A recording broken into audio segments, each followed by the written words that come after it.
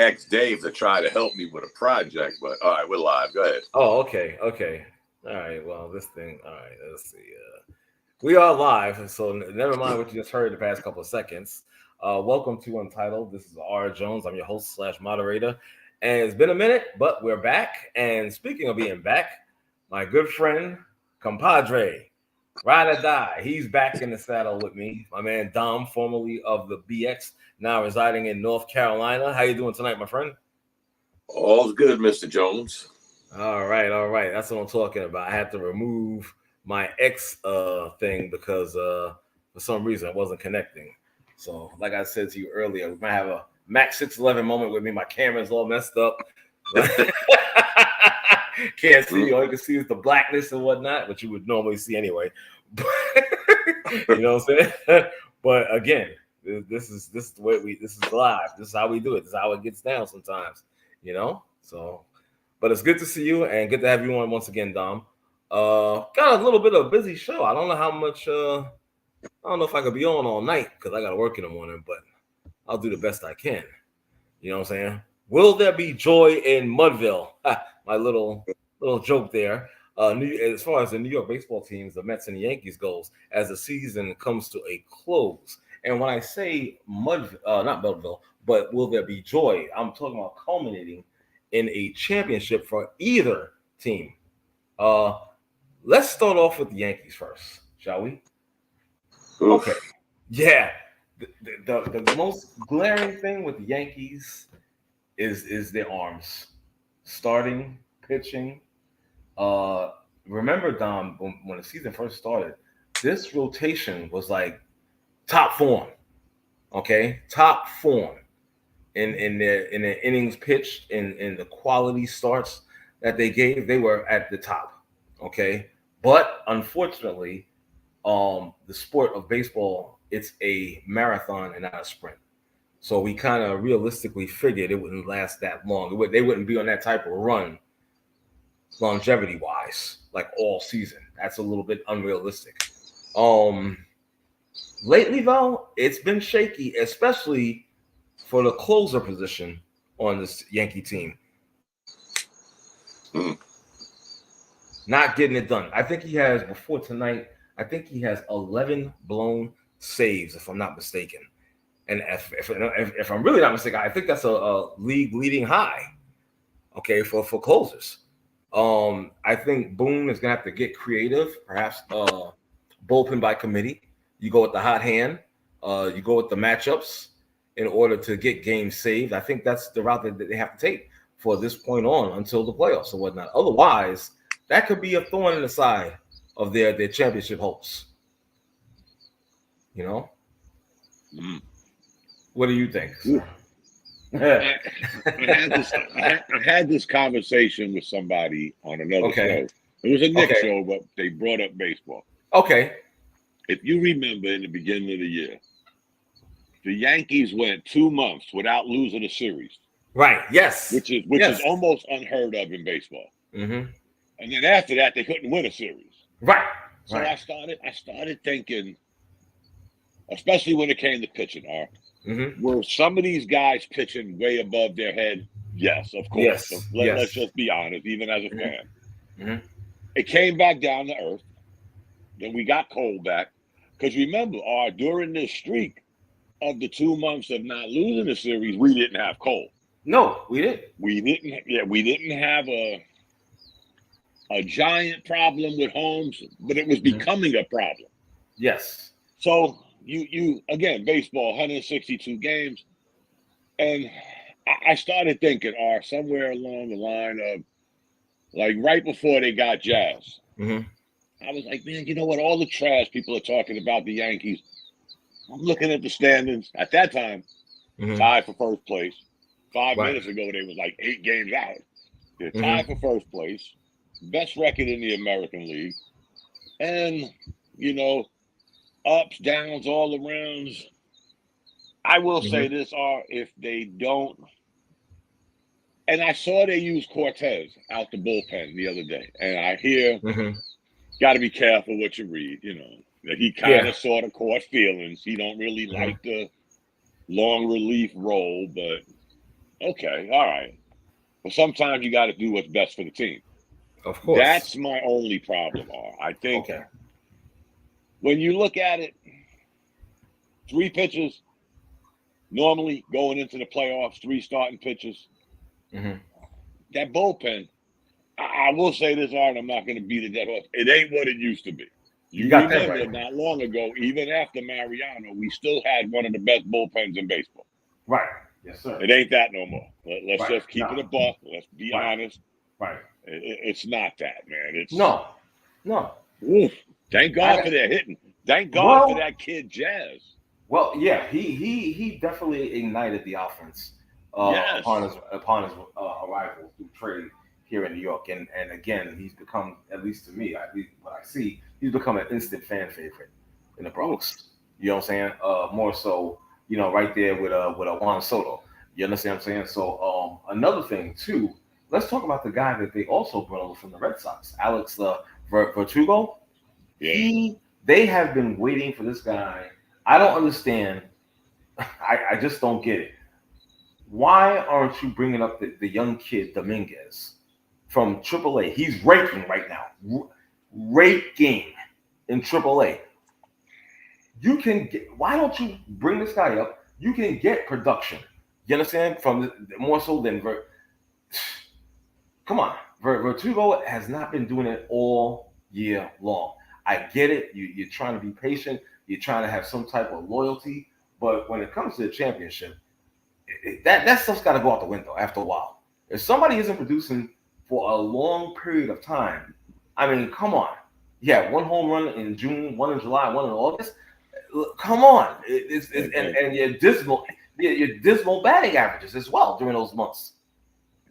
And the funny thing is, as you speak, the Yankees are on television on Fox, baseball game of the week. And guess who's playing left field? Don't tell me Verdugo. No. Jason Dominguez? Yes, sir. 1 for 1. Okay. Speaking of it, couldn't put any better. I gotta say though, me and you know baseball, we know sports. Right. I do understand we could ruin bringing him up like this in these situations. We're fighting for first place. I get all of that. Right. But to me, we got to get rid of that old school mentality. Yes. This baseball and their laws. It's like, not to change horses, it's like jazz. This kid don't fit into Yankee lore, because if I could say so without sounding like a teenager, this kid has swag. I hate to use that word with kids, but he has swag. When's the last time you saw a player on the Yankees like that? I can't remember, honestly. I cannot remember. We always had those, those stern, by the book, salute the flag. And between him and Soto, it's like a different team. We got guys that are actually going to stick their chests out, flip their bat. Exactly. All of that. Wear metallic belts. Right. But you bring it up, and the kid is playing left field tonight, and the Yankees are winning, I think, 1-0. See, amazing. Look at what. Again, I just didn't understand that whole. We're gonna put Alex. We're gonna keep him out there. He's gotta come through at some point. He's gotta come through. We're fighting for positioning in the playoffs and the rankings. We're fighting. Hold on. Let me bring my brother in. He's joining us right now. He's his mic is live. David, thank you for joining UnTitled. As you can see, we have the man back. Yeah. How you doing? Everybody's hiding their faces tonight. I might as well take my camera off. Y'all are scaring me. I'm actually working on the computer. So and I thank you for that, Mr. David. Yes. Hey, but I will say this, in case, just to try to catch Dave up. Here's the weird thing about the kid you're talking about. Let's even say, hypothetically, guys, every year we get to the trade deadline, right? Obviously, we have a trade deadline. you didn't make a splash in the trade deadline, but you got this kid in the minor leagues that's tearing up AAA. Tearing it up. Wouldn't that be sort of like a trade deadline move? I mean, what do you got to lose? Who are you talking about? Dominguez? Yes, sir. Yes, sir. Yes, sir. Okay. Yeah. Yeah, I heard a lot of talk about that recently. Mhm. A lot of the New York sports talk was talking about the fact that they didn't bring him up, and they gave different reasons. I don't know if it's the that keep him in the minors longer. That clock that starts on them. I don't know, but they sound like they could use his bat up there. And I was just telling Dave, he's in the lineup tonight. He's 1 for 1. Yeah. Go figure. And if I'm not mistaken, guys, didn't he come up last year? Wasn't he one of the players from last year? And he did well. I think they said 9 games or something like that. Yeah. Okay. And he did pretty good. So why would you, again, I go back to, I don't know what, maybe, okay, here comes the conspiracy theory once again. Because I have a problem with Hal. I have a problem with Brian. Are we really trying to win?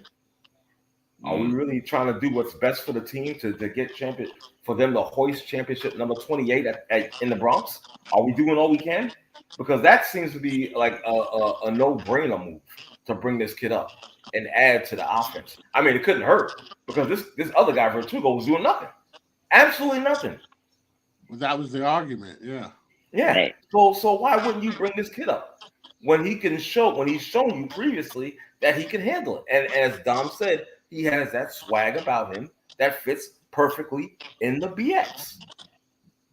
I'll never get myself to think that we're not trying to win. I as a Yankee fan, I can't. I know. I'll never buy that. Plus, it reminds me of Chandler. But I could never go down that rabbit hole. But there are times I say, why? Like this kid. Why are we? I don't know. But here he is. Yeah. Now it's what? September 12th. Right. Are we going to make a roster spot for him in the playoffs? They need to. And like you said, Dom, stop. We have to, it is just like you said about the old school mentality and whatnot. You gotta let that go. You gotta let that go. Sometimes in order to advance and whatnot, you gotta think outside the box. Right. That Yankee law. Remember they used to always say,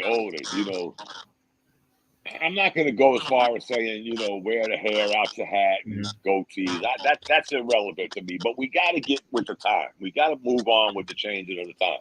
Right, and hopefully this Jazz is going to be a part and a spark to that. He brought so much electricity. Don't lose it. Let's roll with it. Let's roll. The kid's young. He's energetic.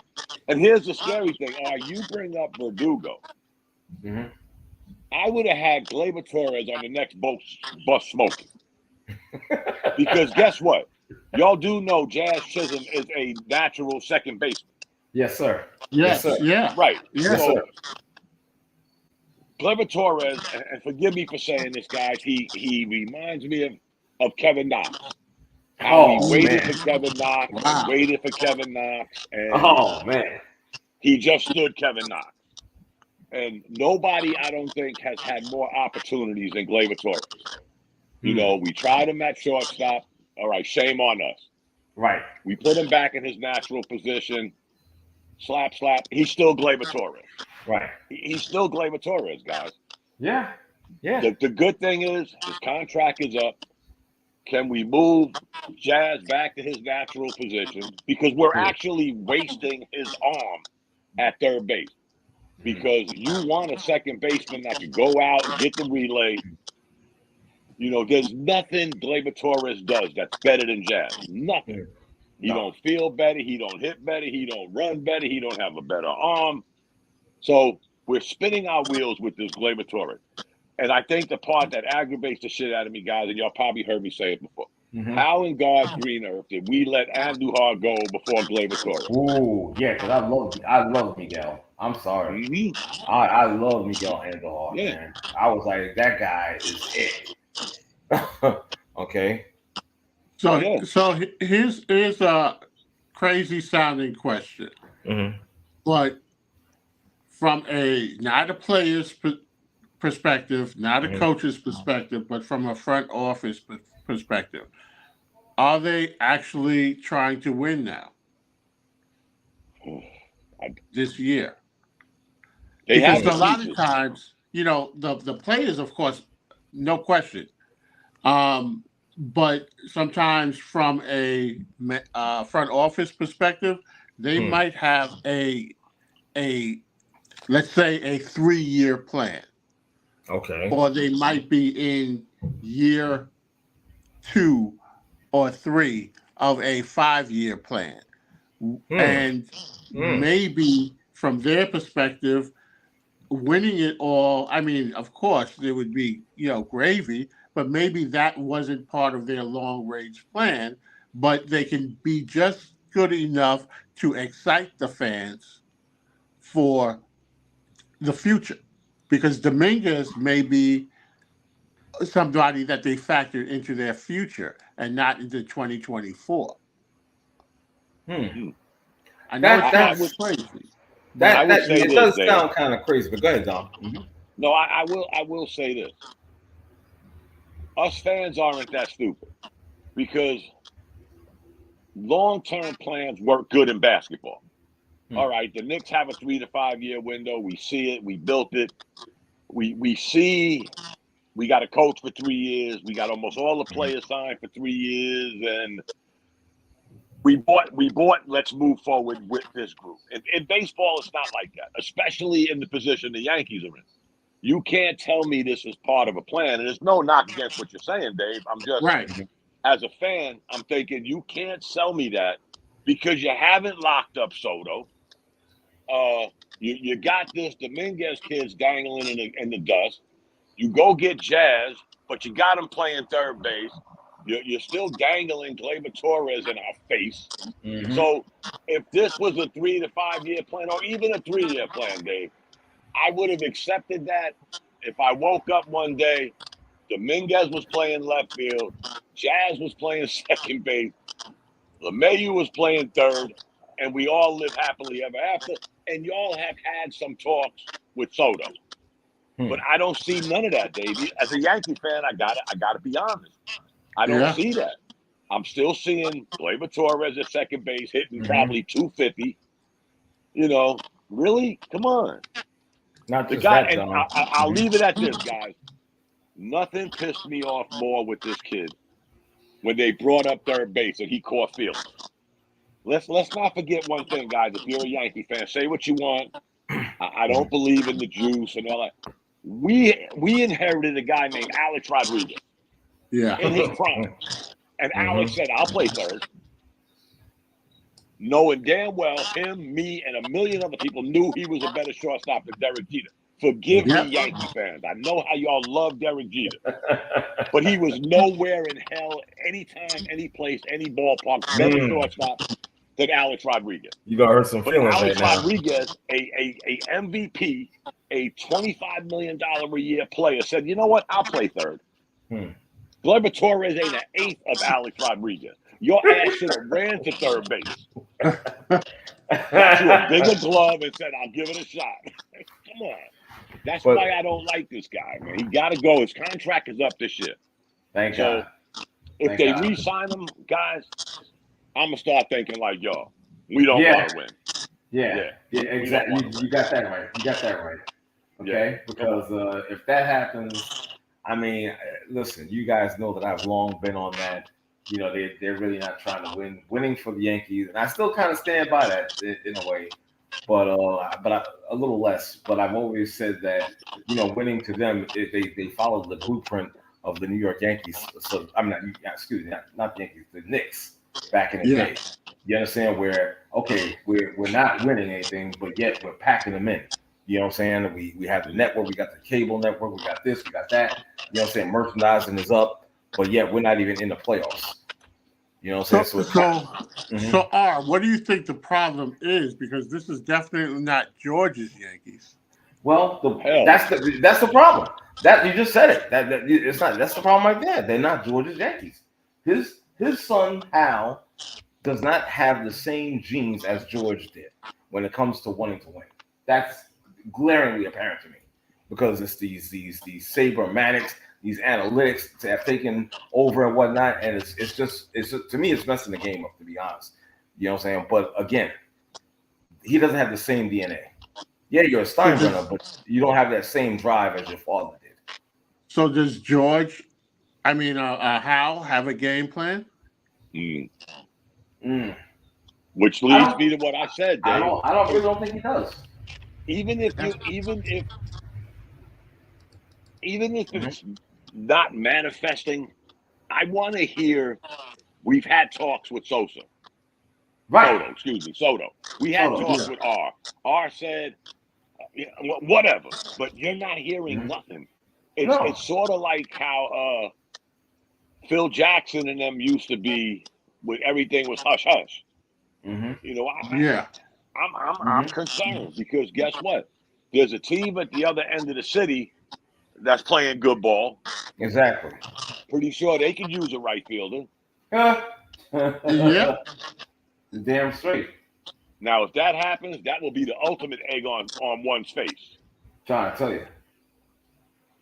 tell you. If that happens, yeah, this is another kind of coin in the bank on my theory, so to speak. To be honest, you know, if you allow this guy to go close down, you know, and they just check towards the Mets. Huh? I mean, I'd love to see it, but I don't see how they could do it. Right. I feel you. It's not. Dave. No, I mean, I'm sorry. I want to just clarify that. I don't see how the Yankees could let that happen. I can see how the Mets could do it, but I don't see how the Yankees could let that happen. If it does, I can give you a million names. Yeah. Bryce Harper, Manny Machado, all of these guys we let slip through the crack. Even our very own Robinson Cano. Say what you want about him. He was a good second baseman, steady hitter, great fielder. Yeah. And we didn't want to suck up an extra year or two. Right. And he walks. Now, granted, his career went south. Yeah. Totally bonkers after that. You get my drift, right? We let so many people. And I got to say, that's what would kill me about Soto going to Queens. I came to grips with, okay, the Machados. I don't know about Bryce Harper. He's so cocky. I think he could play in the middle of Baghdad. But some guys just don't want that spotlight. Right. That's what would annoy me the most, because we wouldn't be able to use that as an excuse with Soto if he goes to Queens. It's the same damn city. Right. So, right. That would be Yeah. That would be something else. As we get ready to talk about Dave's New York Mets. What a segue. Yeah, what a segue. Exactly. Now, the Mets' weakness, glaring. I took a look at this a while ago. What's up with the walks? What's up with these free passes? Letting guys get on base. This has been a problem all year for them. That's not a good trait. That's not a good trait. You know what I'm saying? I mean, I forgot the two guys. I forgot two starters. I believe two pitchers that had pretty good walk ratios, but that was it. Yeah, that was it. So, I mean, yeah, that is always a major issue that especially in September and hopefully October. Right. We watched that the other night. Toronto, the first game I think it was against Toronto, where this one guy came in there and he walked the ballpark in the late innings, and that's how the Mets wound up coming back and winning that game. So it is an issue that has to be definitely a concern. Mm-hmm. But that aside, this team is this is a team that'll battle you down to the last strike. Mm-hmm. And as we saw yesterday, they were no hit into the ninth inning, Right. Down 1-0, and then Lindor, who has 31 home runs now after a very slow start, which is typical of Lindor, but he has been he's been their MVP. Right. If not for Shohei, he'd be the league MVP. Yeah. Right, for sure. And a lot of people are arguing the fact that Shohei hasn't played the field. Right, I'm one of them. Exactly. Man. Call me old school. Yeah, I'm sorry. No, it's all good. My thing is, it's amazing, David. Like you just said, this team will play down to their last strike or whatnot. Could we have seen this from early on during the season? We couldn't have seen this. We really couldn't have seen this. Couldn't have. And I think there are a few factors at hand. New manager. Players are they did get a bad start when Alvarez went down. I think that although this guy Torrance has been a godsend. But when Alvarez went down, I think that their pitching staff was affected by that. Right. He calls a good game. They're comfortable with him, and when he came back, that was that coincided with their taking off. Yeah. So also with JD Martinez as well. Well, absolutely that too. They didn't have him early in the season. He had no spring training. But I think his impact was not just the fact that he's a professional hitter, but the impact that he had on the younger players. Right. I don't think that you could discount that. No, you can't. I want to give the props to again the general manager, David Stearns. He made some moves. They wasn't like headline grabbing moves, but he got guys to come here, play in New York, and they're performing. You understand? Right. Again, they're not earth-shattering numbers, but they play. They held their own. You know what I'm saying? With consistent play. And I got to give him credit on that. And I have to give him credit also because the fans, we want we want the big name, especially trade deadline. What are they going to do? Oh, we didn't do anything. They didn't panic. They believed in what they had, but I think one of the key also when we talk about Lindor and his effect and being the MVP of this team, if not a league MVP, is that he called a meeting with the players, and he wasn't calling anybody out, but he said, we look like we're not enjoying the game. Right. And let's take it back to when we were kids and when we just loved playing baseball. And once they did that, things righted themselves. And I mean, you look at these guys and they genuinely look like they like each other. They're playing loose. They look like it's a love of the game. It's fun. Our two irony moments of the night.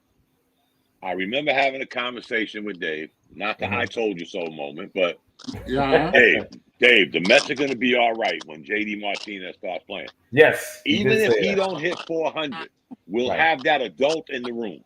Right. And that's what we got. Last night, guys, the Mets are getting no-hitted. No-hitted on September 11th of all days. I know. I thought about that. Did you know the Mets sent 11 men to the plate in the 9th inning? Wow. 9-11. Wow. Oh, Wow. wow. Ain't That's that crazy. some irony for your ass? Yeah, that's That crazy. is. That's crazy right there. And remember, guys, discounting the Yankees' run in that year of 2001. It Yeah. was the Mets who set the stage for baseball coming back after Right. Right. Yes. That's after right. the lull in the action and the Yes. NYPD Yeah. and the fire department hats and Mhm. the people juiced up to be back in the ballpark. Sports is going to save the day again. I'll And there never was the forget Mets. it. And there were the Mets in the heart of New York City. I'll That's never right. forget it. And you know what? That's right. Dom and R. I could have gone to that game. Oh, wow. Okay. And I got a friend of mine who has season tickets, and she texts me, and I missed the text. And I didn't see the text till later. I don't know why I didn't get the text. But she was inviting me to the game. And I definitely would have gone. I'm sure. But yeah, I missed the text, so I watched it on TV. And what a game it was. What a game it was. and I will tell you, Right. besides the obvious of the Piazza home run, which was straight out of Hollywood, you know. Right. The other memory that I really have was Liza Minnelli singing New York, New York. And I remember, it was 7th inning stretch. She booms it out the park, and Jay Payton was on the on deck circle waiting, and I just remember him giving her a big hug. It was just like New York really needed that. Right. Yeah. And you know what? You know what's weird, guys? Not to sound, super. It was a horrific day. Don't get me wrong, but I remember somebody telling me something a few years ago. I think it was. I don't know if you guys. We were friends on the 20th anniversary of 9/11. Yeah. And Sirius XM invited me on to do a special of what happened after September 11th. With the military and what we've gone through all those years. And I remember saying, man, you know what we should do? We should do what we did in the past. The best way to honor September 11th was be who we were on September 12th. And everybody got quiet. They were like, what do you mean? Y'all remember? September 12th, we was rah, boom, bye, USA, USA. Yeah. And that lasted a hot minute. Exactly. Sure did. We went back to being, the Americans that everybody expects us to be. And it was like, this shit really didn't happen. Let's move on. And 20 years later, I'm on Sirius XM talking about 9/11 and the aftermath of it. I'm like, well, why? Why can't we just do this shit? And then I look at the Mets last night, and I'm thinking to myself, this can't be happening. So I checked, and I'm like, these son of a bitches really sent 11 men to the plate in the 9th inning. Yeah. How can this be? I didn't even realize that. How can this shit be? Because you know what? I watched the game, Dave, and these fuckers are getting no-hitted. Yeah. I'm like, this can't be happening because they're on such a streak. Yeah. And here he comes. Lindor hits the home run. I'm like, okay. Even if they don't win, they're not going to get no-hitted. Because that would like take a lot of wind out of the sails of what the Mets have been doing. For sure. And they sent 11 players to the plate and won that game like it was theirs from the beginning. Yeah, exactly. I was like, there's certain things like fate, destiny, Yeah. And then again, you go back to say what you want. The Mets brought baseball back, and boy, did they bring it back after 9/11. You couldn't write, like you said, Dave, you couldn't write a better script. Yeah. It couldn't have been in a better place. And it wasn't the Yankees. Now, the Yankees ended up taking us on that ride after that. But it was the New York Mets that brought baseball back and brought it back with such a flair that, again, guys, it's hard to believe. It's been 23 years. I know. We can remember that game like it was yesterday, can't we? Yep. Yes, yes, we can. Unbelievable. Yes, we can. Sorry we got off track, but No, it's all good. No. It's all good.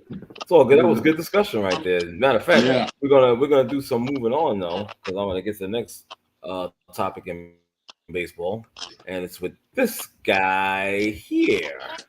Let me see. Oh, I had it. There we go. There we go. Can I say just this? Is this the best $700 million spent? so far. Well, let's see. Let me think. Okay, the let's last see. time I spent $700 million.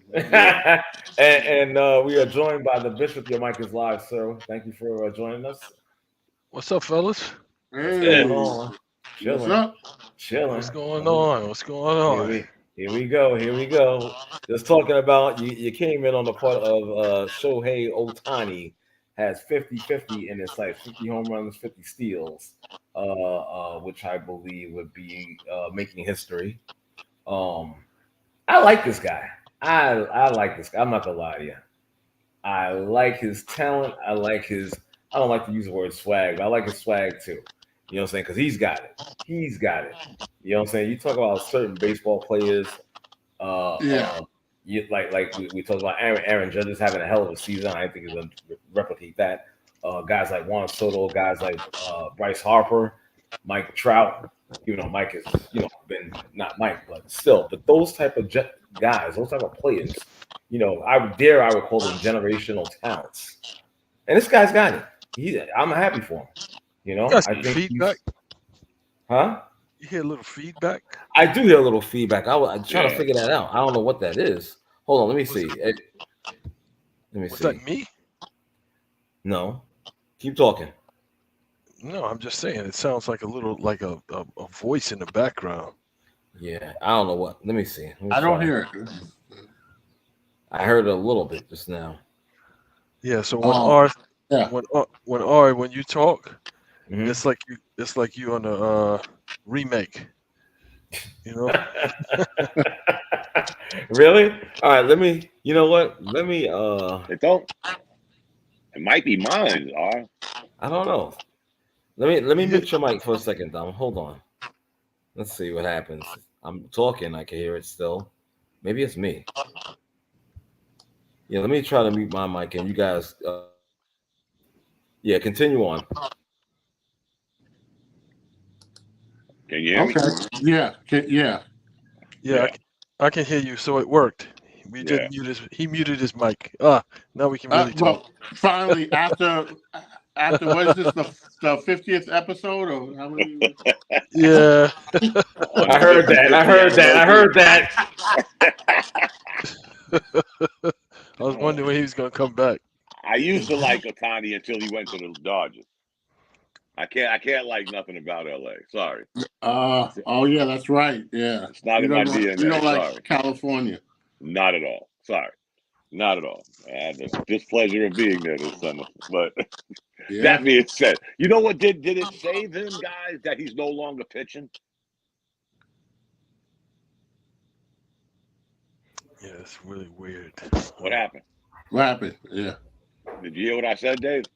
I heard you said, did it save him that he's no longer? It sounded like you were going to say pitching, and then I didn't hear. Yeah, that's what I said. Did it save him that he's not pitching anymore? Well, I think so. I mean, listen, he was capable of this anyway. So it's not like this is some kind of anomaly with him. But I think that all he has to do is focus on coming up to bat. Right. And so that keeps him fresh, relaxed.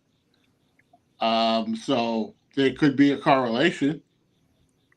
I just can't get beyond he's just not playing the field. Again, we just had this conversation with Lindor. Right. This guy's having a semi-MVP season, and he's playing the hardest position in baseball. Yes. Right. Every night he's playing shortstop. Again, maybe I'm old school, and I understand the DH. Don't get me wrong, guys. It's been around long enough now, but sometimes I just can't get my head around that. This guy, Gets up and bat, and then goes and sits in the dugout for the rest of the next 3 innings. Right. Whoa. Yeah. Whoa. That's what $700 million will get you these days. Whoa. Exactly. And he gave him that discount till the end of his contract. Yeah, he sure did. Now I will say this: this, $2 million a year. I think what's really going to add spark to his MVP, if it's anything else. Remember, they lost Mookie for a while. Yeah, Freeman for a while. it's true. And there was Ohtani, coming up to the plate every 3 innings. But he was like all they had for quite a spell. That's true. And if I'm not mistaken, I don't think they got the best record in the National League, but I think they're in first place in the West. If I'm not mistaken. Yeah. So, he kept them above water, guys. Yeah. You got to respect that guy, no matter what. They do got the best record in the National League, yeah. You got They got the best record?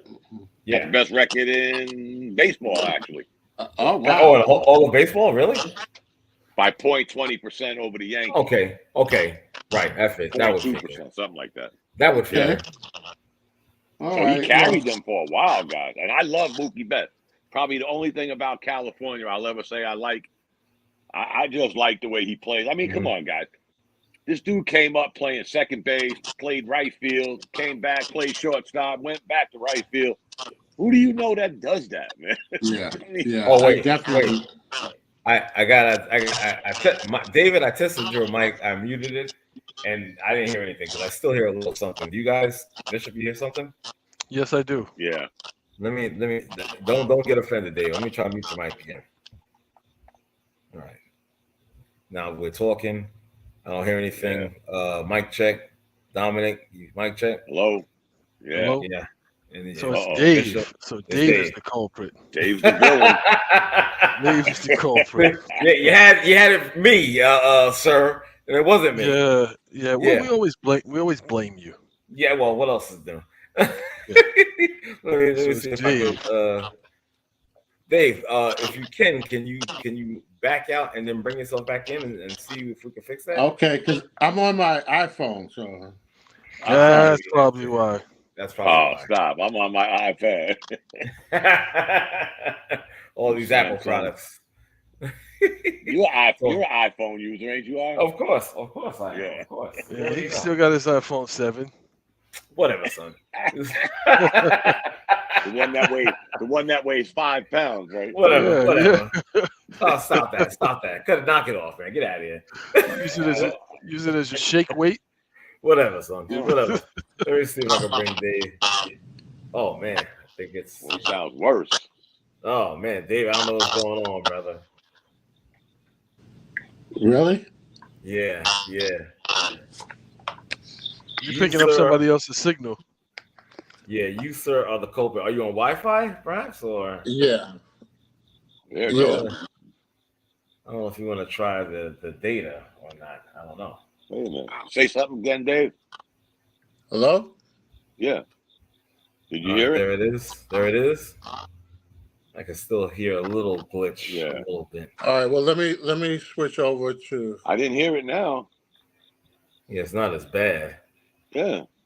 All right. Well, let's rock it out. Keep it on for a few, and hopefully it won't get that bad. Okay. How's this sound? Yes. It's a little bit improved. You know? Yeah, much, as Dom just said.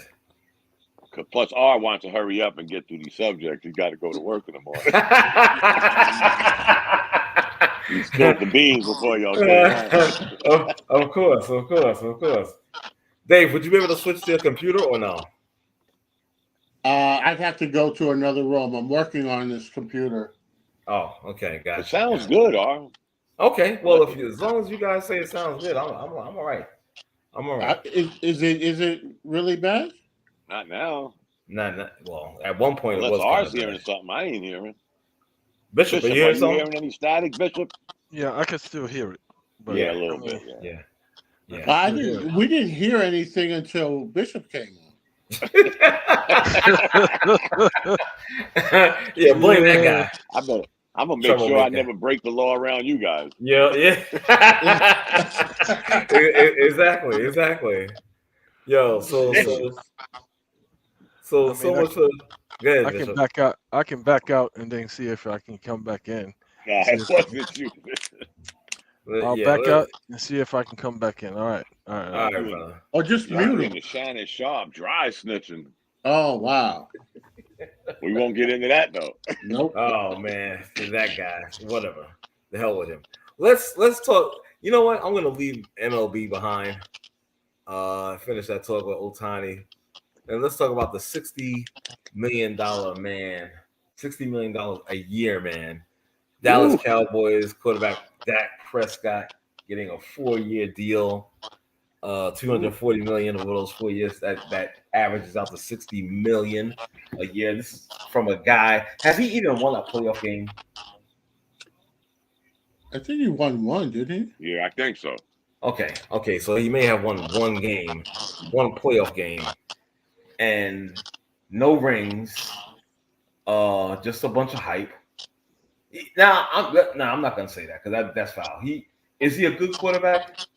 I would say so. He's a good quarterback. But $60 million a year and you haven't won anything. Patrick Mahomes has got to be pulling out his hair, okay, with averaging out $40 million, and he's won 3 rings.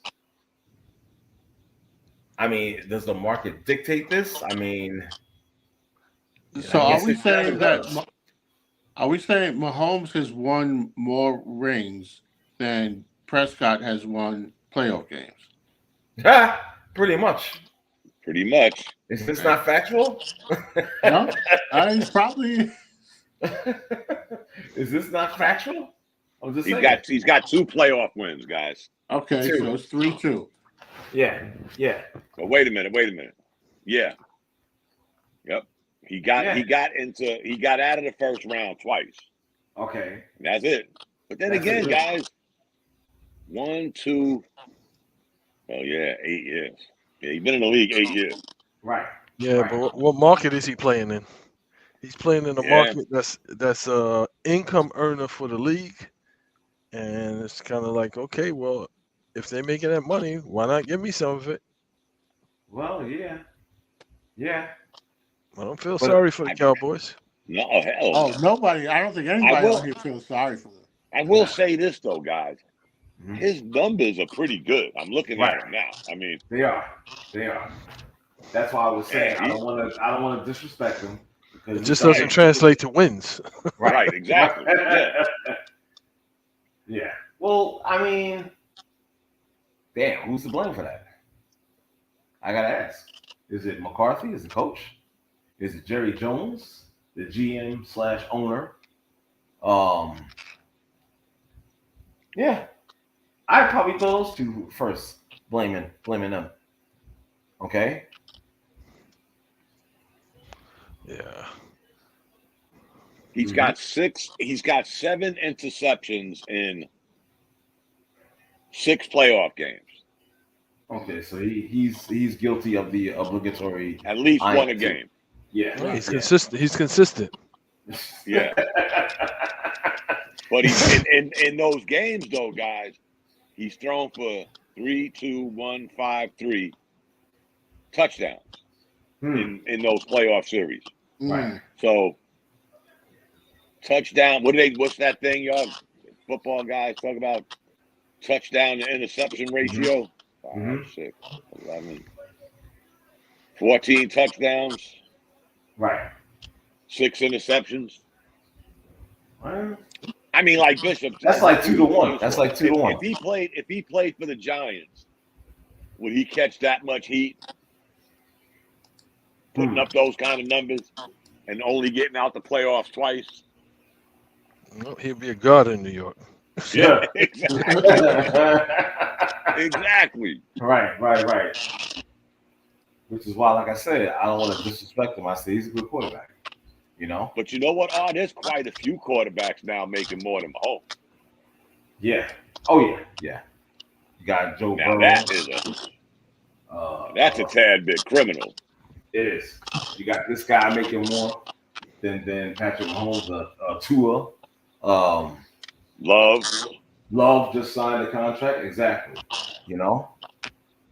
And again, I mean, you know what kills me about this when we talk about these rising salaries, and I'm not just talking about NFL, I'm talking about pro sports in general, you know, which is why I'm bothered.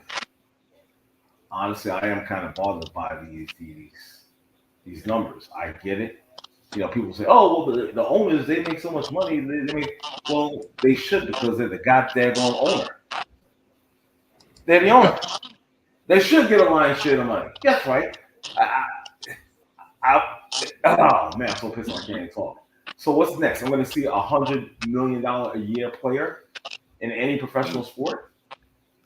Yeah, Luka. Jesus. Yeah. Think about that. Just think about that. That's insane. It's insane. I like Ohtani. To me, it is. To me, it is. For playing a goddamn sport, I'm sorry. It just doesn't make any sense to me. No, if they have the money, if the teams have the money and they're generating the money, why not share it?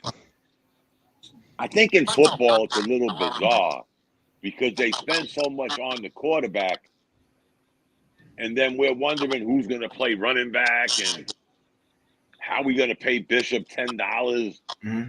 Football's a little weird because they're bulking their salaries, and I understand the quarterback position. Don't get me wrong, but it sort of handcuffs. You know, you look at Mahomes. I'm pretty sure he could have got more money. We may never hear it that he said, "You know what? I'll take $1 less so that we can get a Dave and a Bishop and a R."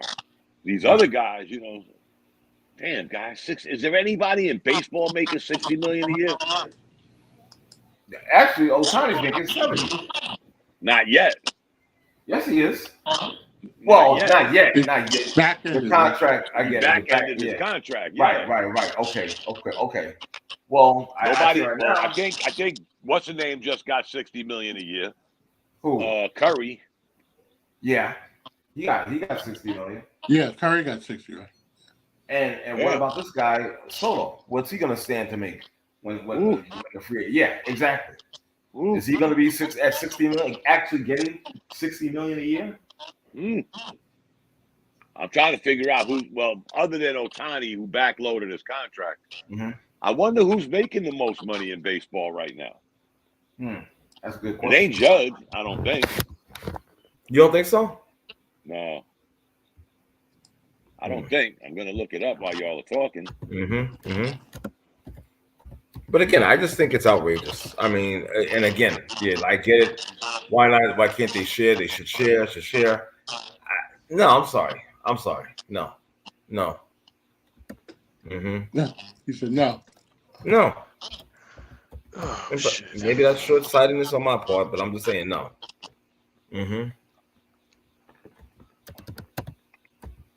They got Ohtani first because of the contract, but we all know it was backloaded.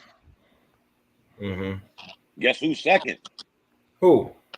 Don't believe this shit. Who? Justin Verlander. I can believe it. 43 million. I can believe it. Aaron Judge, 40 million. Right. Cole, 36. Trout, 35. Yeah. I can believe Verlander at 43. Yeah. Yeah, but nobody's making 60 million. Not yet. Other than Shohei. Right. But guess what? This offseason, I guarantee you, Soto will be there. Yeah. Guarantee you. Oof. Yeah. So again, who's going to be the first? And Bishop, you had said, what's that guy's name? Luka. Will probably $100 million to play basketball yearly. Come on. I can't imagine that. Steph Curry is too old, and Luka is coming up into his prime, and they want to promote that, and I wouldn't be surprised if he's the first one, and would not be surprised. That's insane. I mean, I'm sorry. Call me old school, call me stingy, whatever the case may be. I just think that's ridiculous.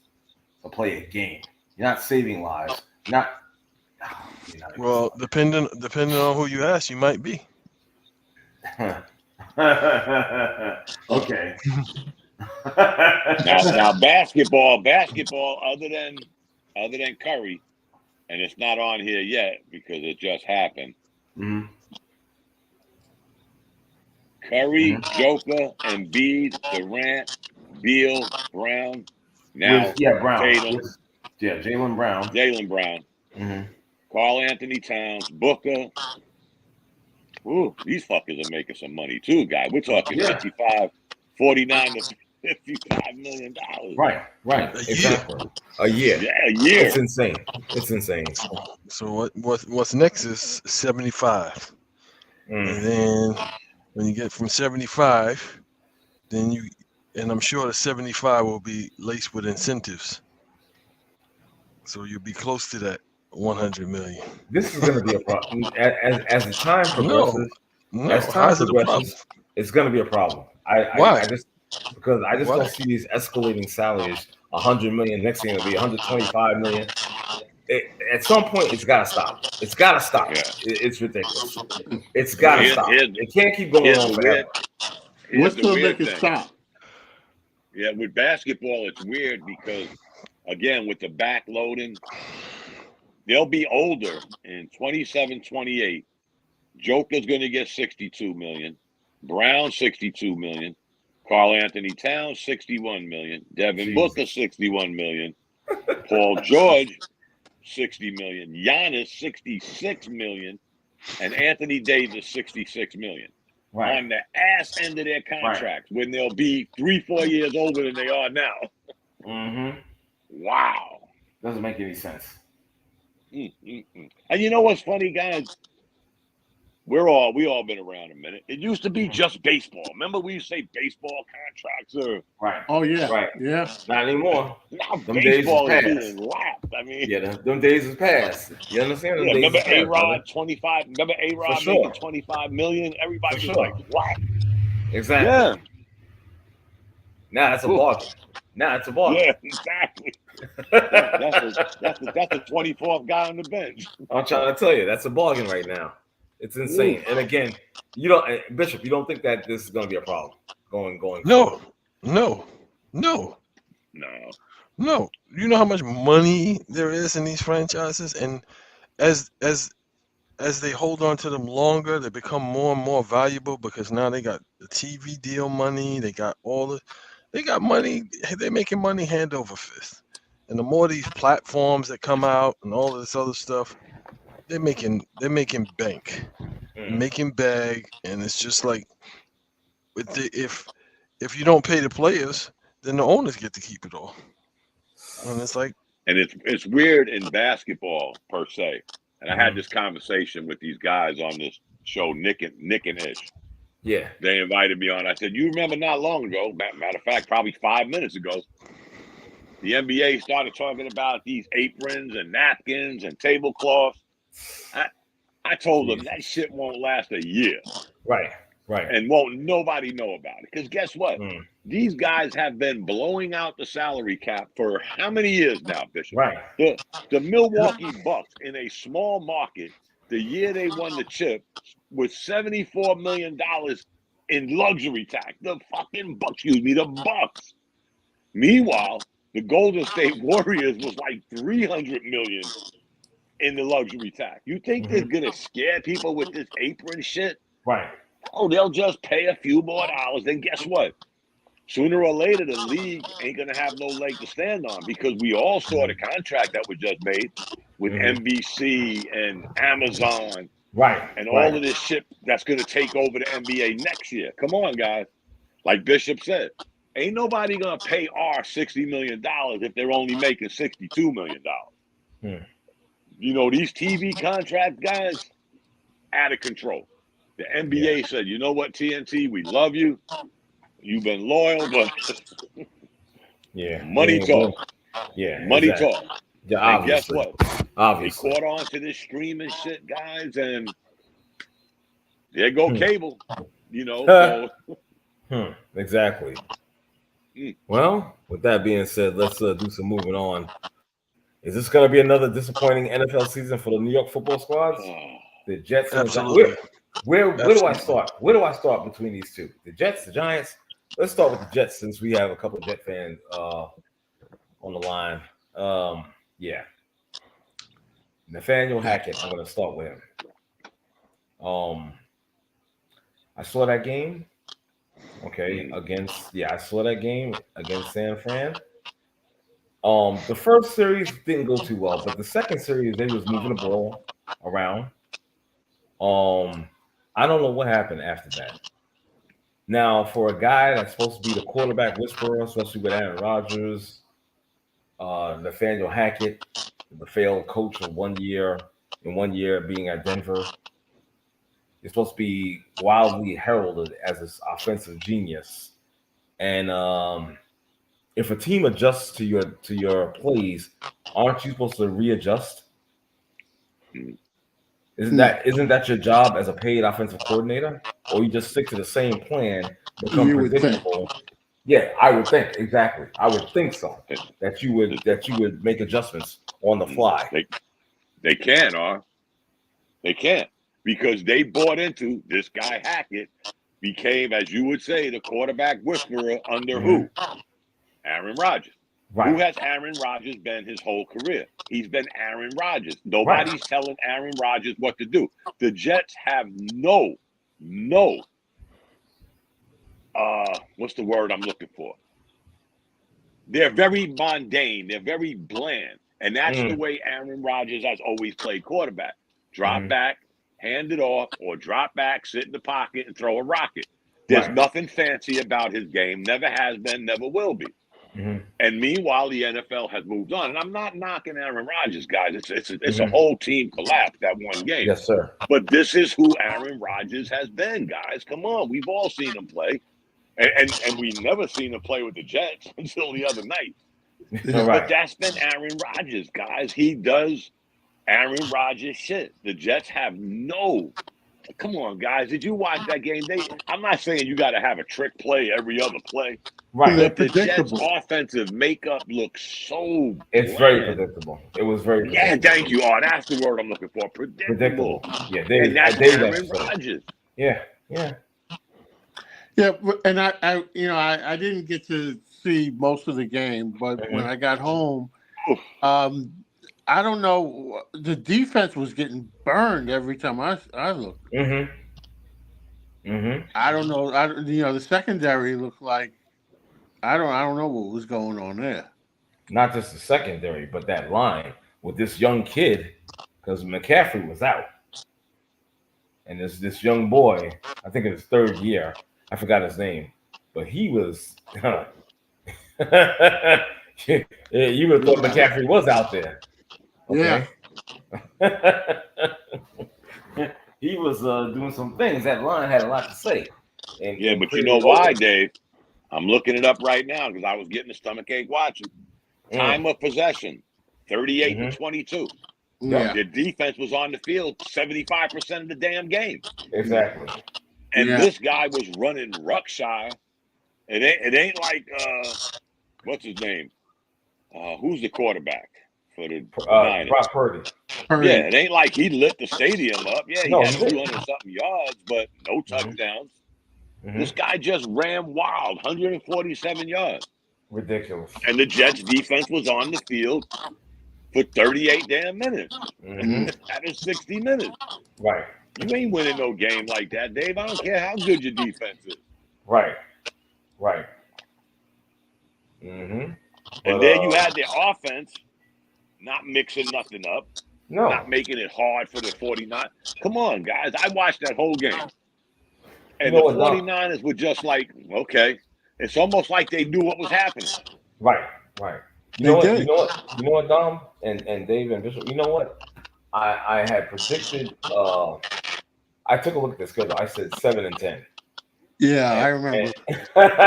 And people at my job looked at me like, "Yo, you serious?" Nah, that's not gonna happen. They're gonna be 12-5 or something. I'm like, I don't think so.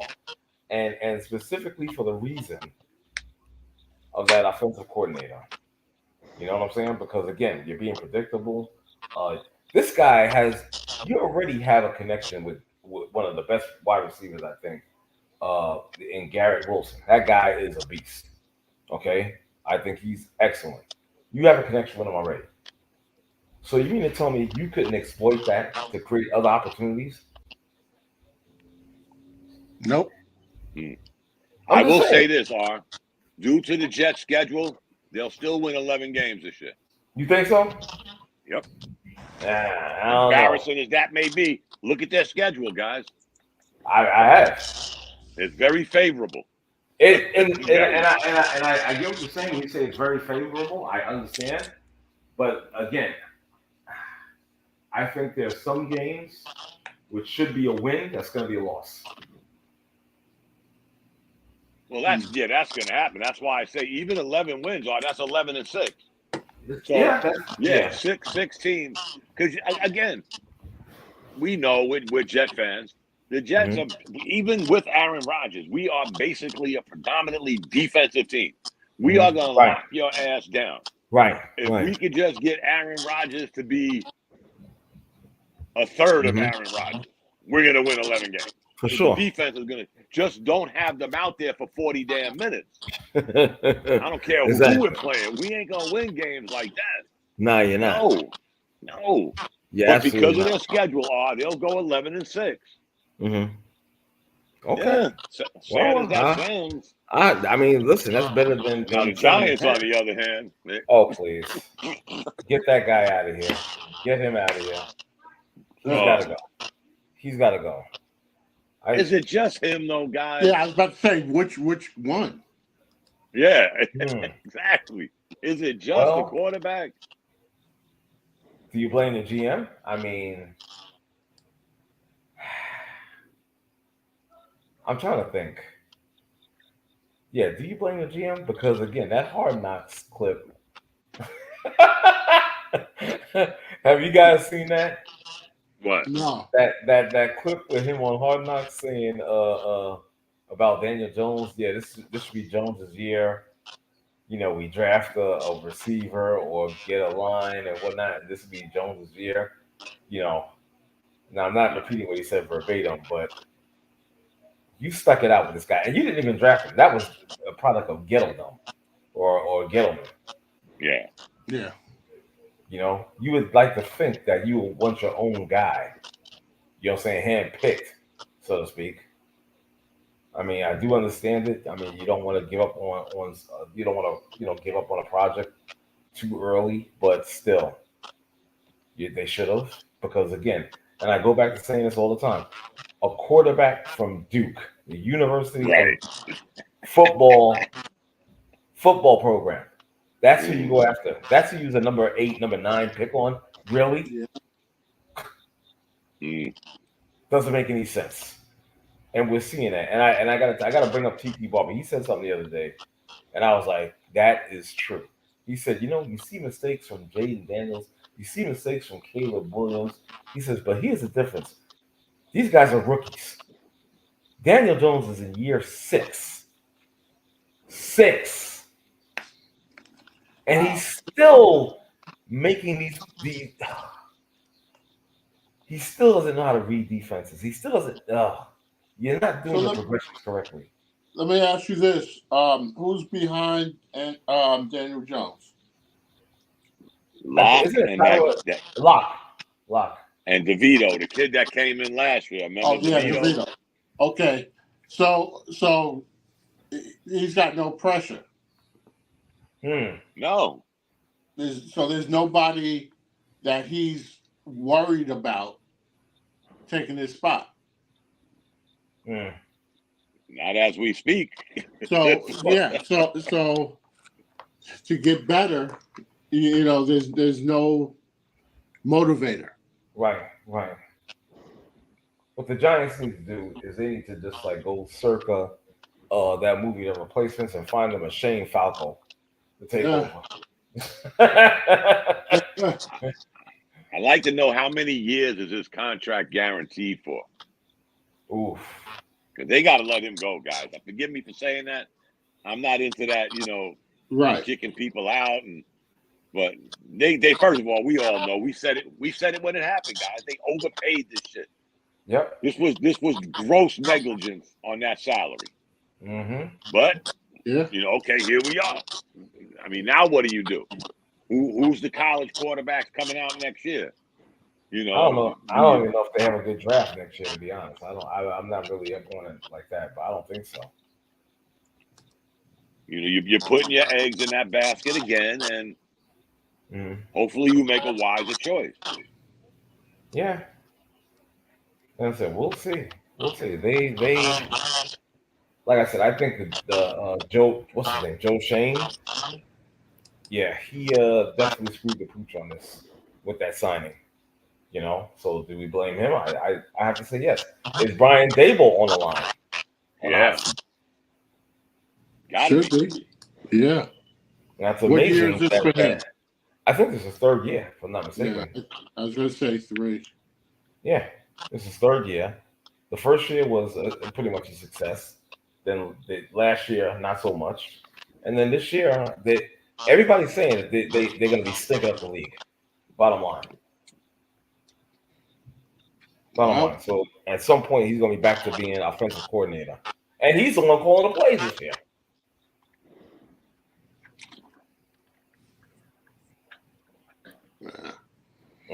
Yeah.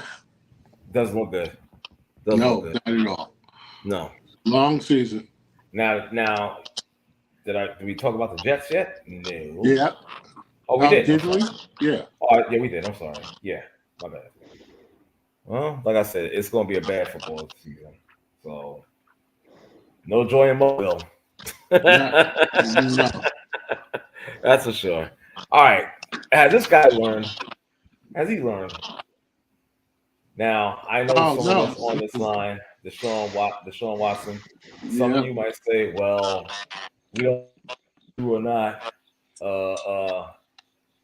Where there's smoke, there's fire. I'm sorry.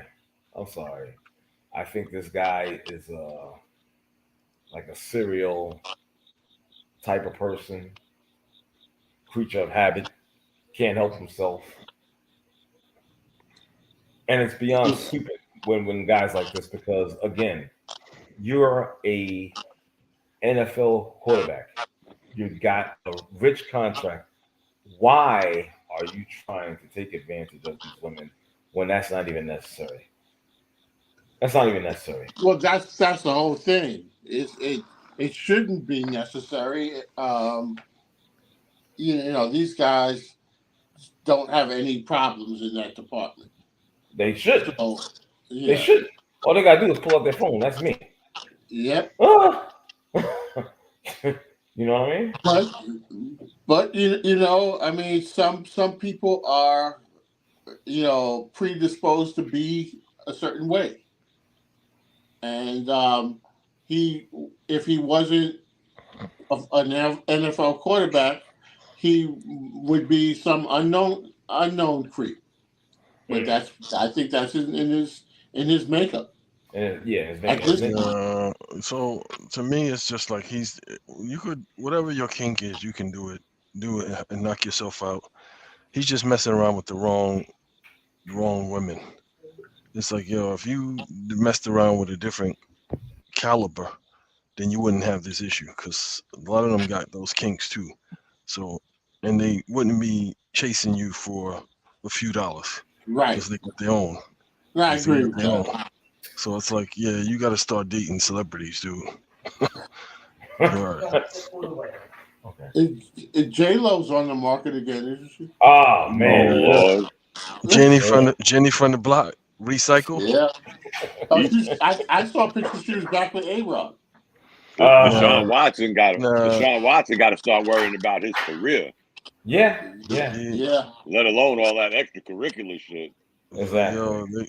He got one foot on the banana peel and the other one out the door. It's like, rejuvenation.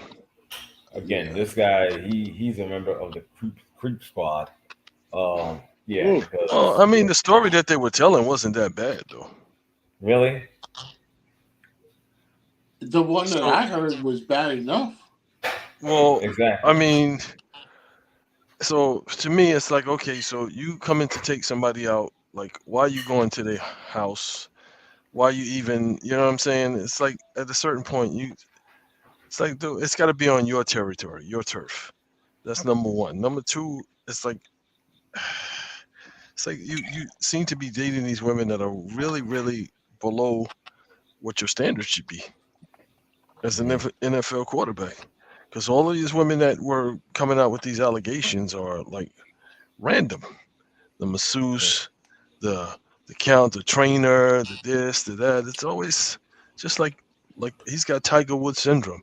I need I need the Denny's chick. It's like, come on, man. Right. Can we just say he might not be the brightest bulb in the shed? We can say that. We can definitely say Yeah. that. I mean, come on. Because if you ain't Come on, learned, then Yeah, exactly. Or we could split Well- hairs from now until. I mean, damn, you got a nickel in that dime, buddy. I mean, right. It's like, and then it's like, well, how long ago did this happen? Because if this is a rehash of like one of those scenarios from back when the ambulance chaser was gathering all of the women up to, if this is one of those kind of like, hey, I remember, 5, 6, 7 years ago. If this is something recent, then I just heard like the I didn't dig into it, is what I'm trying to say.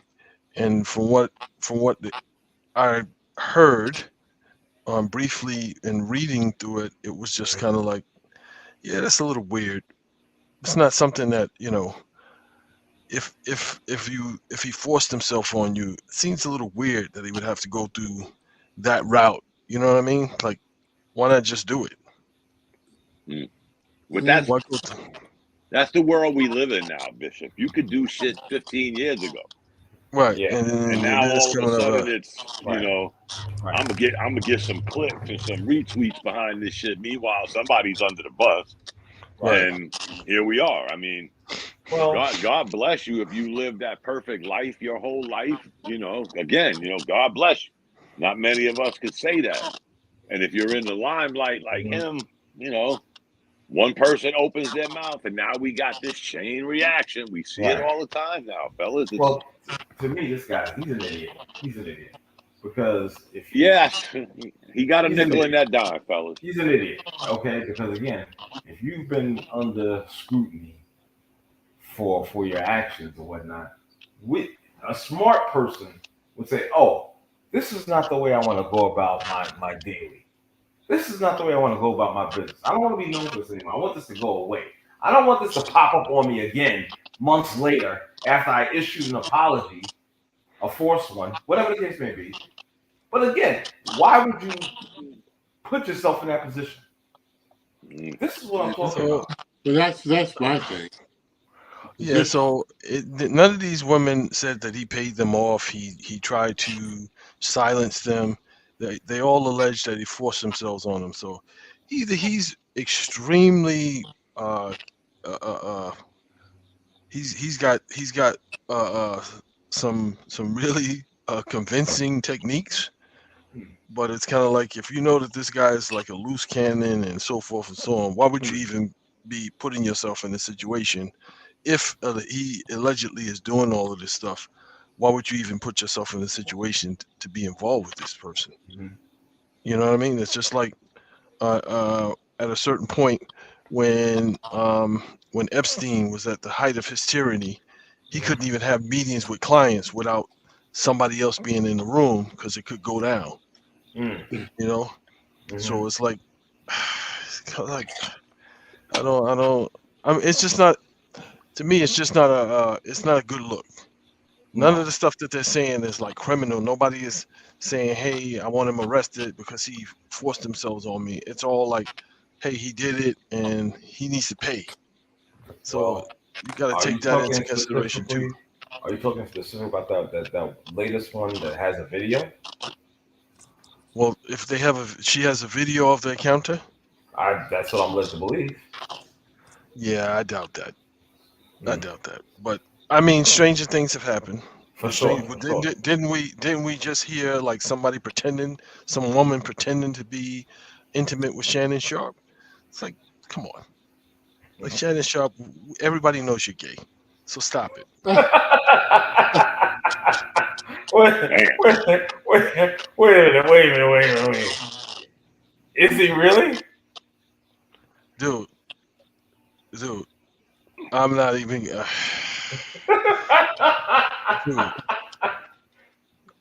yo, what heterosexual male do you know dresses like that and hangs out with young men? Maybe that's his son. I don't know. Does he have kids? No. Yeah, Does he have children? I think so. he might, but I don't think that was his son that he was with courtside at the Laker game. That he's always being seen with, and Yeah. kind of like, yeah, it's like okay. Okay.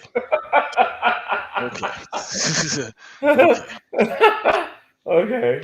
It's like I'm like, Dom, haven't we seen this story before? And you It's know like, what's yeah. weird, Bishop? He's admitting to the audio. Right, What exactly. the woman was saying, and Exactly. I'm like, That just seems a little Wow. weird, right? That just seems a little weird. I can see if Wow. there was a leaked tape, if Right. there was a Right. leaked tape, but it's audio. It's just Yeah. audio. Cause you know what? I never touched this stuff. That's why. Wow. Wow. He didn't do a Ray J. No. Oh my God. I never touched this stuff. Just read this. Okay. Now we finished 2 minutes, and it was 2 minutes long. It was like, okay, so there's a couple other things going on here too.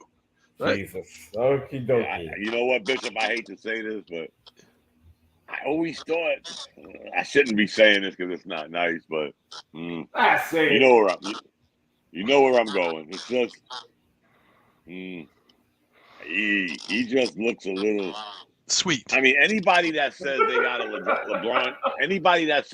LeBron James blankie, that don't sit good with me. I'm sorry. Or dark skin and wearing lip gloss. Yeah. Because I can swear he be wearing lip gloss. I'm And like, be yo, flexing them muscles too. man. well, it's like I somebody. will say this, guys. I'm getting sick of these podcasts because they sound like a bunch of whiners now. Everybody that gets on there, they're whining about something. Right. Come on, man. Let's leave the past. And that's why we're so effed up now. You know, we got the past, and you got Marlon Wayans on, and Shannon Sharp talking. And come on, bro. Really? Let's move on. It's 2024. The premise of the show, the whole premise of the show, is to rehash your old feelings about situations. That's the whole premise of the show. It's like nothing new. It's like, well, when I was doing The Living Color and blah blah blah and this and that, it's like, really, dude? So now you're like the new Wendy Williams, like you're just coming up with like random. That's essentially gossip. Yeah. Well, gossip. I gotta be honest. Like that whole what was that bullshit called? Club Shay. Exactly. Like, Exactly. And then there's that all. Yeah. Exactly. Because I was like, I'm like, wait, what's this? What's it called? Shay. Like, yeah. I'm like, yeah. Only thing you're missing now is you got to get Tank on there. And the two of you can sit in interview. You can interview him with your shirt off, and he can have his shirt off, and you can sing. And it's like, Thank God we know some of Ocho Cinco's, failed exploits. Right. Because they even do a show together. I'm like, yeah. Unless Ocho was seriously under the covers, we know this guy had some effed up relationships. But they was with a woman. They was with a woman. Right. So, but you're right. I never heard no woman associated with him. Forgive me for doing this, guy. We sound like what I was talking about. The guy. Right. It's all good. But think about that, guys. What's the last woman? Yeah, I sound like Bishop now. No, I'm just saying, who's the last woman you knew he was affiliated with? The facts are the facts. The facts are the facts. It's like, you throw yourself out there, and it's just like, okay, so this is the best that you could do. Like, you couldn't even have a messy relationship with a younger woman, and she complained about this, about that, or just pretend. You know what I'm saying? Like Cory Booker. Just pretend to have a relationship with somebody. Cory Booker. Pretend to have a relationship with somebody, and it's like, they ask questions, and it's like, so when did you know? Well, you just know. Right. There's no exact moment. You just know. And Wow. you just keep talking in circles, and it's like, okay, all right. It's like Shannon Sharp. It's like, I saw you with that guy. Like I saw the pictures, and it's like, it's a little bit questionable. Why are you with that guy? Why are you with that guy? Wow. And they look pretty comfy together. What's going on here? What's really going on here? Damn. Jesus. What's really going on here? And it's like, and then again, it's like, yo, why do you have on lip gloss? It's like, and be shiny as hell. Yeah, it's like he got a little too much. Oh man, I gotta shut up. So he's like the anti-Malik Yoba. Yes. He's very moisturized. I'm like, yo, what's happening here? What's happening here? Wow. And then you come up with this random audio. All 30 seconds. Yeah. Wow. Okay. I would have kept that part on the wraps, man, to be honest. So what person do you know that's going to have an encounter that Instagram Live or whatever it was that it mistakenly, hey, hold up for a second. I'm going to butt dial my phone. Come on. Really? Wow. Really? Well, does he have children? No, I tried to find it, Bishop. I can't. His Wikipedia don't even have like a. Yeah, I'm not 100% sure. Because if he had a son, or his son would probably be in football. If he had a daughter, his daughter would probably be out there, some some influencer or something like that. But I never heard of him. It's like even when he was playing, like who was he dating? Has anybody heard from Sterling? His brother? Yeah. No, that was messed up. What happened to him? Right. So I always question these guys when they're extra neat. Well, like he's got three children. Who, Shannon? Yeah, he got a son named Kiari and daughters Kayla and Kaylee. So does Dwight Howard. So that doesn't mean anything. Right. Doesn't mean anything. That just means you were able to convince somebody to be a shield for you. Dwight Howard's got kids with multiple women. Right. And we all know what's going on with him. Wow. Like, don't call him Superman for no reason. Let me move on and whatnot. Y'all are too damn funny, man. I swear. Yeah. Let's get into this a little bit. Any particular thoughts on NFL opening weekend? Like something like the Patriots upsetting the Cincinnati Bengals, or Caleb Williams and his not so memorable debut, or the Giants, or the Giants. Well, that was or the Giants, or they're making Sam Darnold look like he's like the truth. Yeah, he's the second coming. Yeah, really. And honestly, I'm gonna tell you honestly, watching that game and whatnot, listening to the broadcasters and whatnot, they were propping this guy. They were giving this guy props. I heard nothing but love for this guy. Oh, Darnold's a pretty good player. He's not great. He's a pretty good quarterback. Blah blah blah blah blah blah. Wow, this is going on the whole game and whatnot. Well, they had to talk about something because I'm sick and tired of them giving excuses for the other guy. The coaches, the offense, the this, the that. It's just like, let's just be honest. He's just not good. We know that. We've been on that. So there's no scenario that he's gonna be good in because he's just not good. And they're putting off the inevitable in my eyes. Again, Drew Lock isn't the answer, obviously, but damn. It's hard to just imagine that this is the best that they could offer up at this time. They don't even have a decent back. I mean, Tommy, what's his name? DeVito? Yeah. The Cutlet guy, whatever his nickname was, Tommy Cutlets or whatever that shit was, I don't even know. But yeah. I'm just saying that's the best that they have.